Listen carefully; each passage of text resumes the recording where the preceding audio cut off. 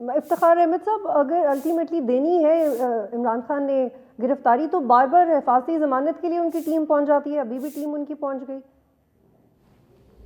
وہ حفاظتی ضمانت تو لیں گے، گرفتاری وہ دیں گے میرا خیال ہے بدھ کو، کوئی 1,00,000-2,00,000 کے مجموعے کی قیادت کرتے ہوئے،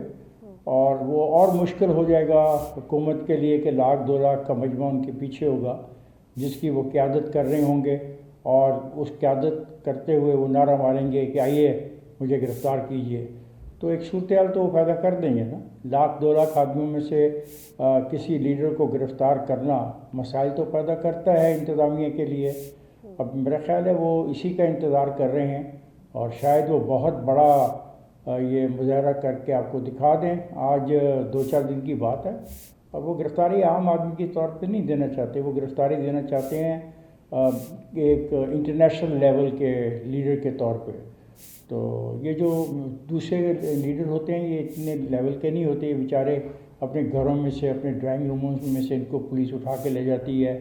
اور اگر آپ کبھی شیخ مجیب الرحمان کی وہ تصویر ہسٹوریکلی دیکھیں کہ کراچی کے ہوائی اڈے پر مجیب الرحمان صاحب بیٹھے ہوئے ہیں، اور ان کی نگرانی صرف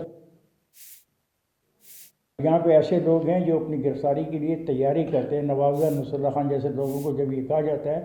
کہ آپ، کہ وہ کہتے ہیں کہ میں کچھ چیزیں اپنی ذات راہ کے لیے لے لوں، اور ایک شعر ایک آدھا سنا دیتے ہیں گرفتار کرنے والوں کا۔ لیکن یہ لیڈر ذرا مختلف ہے،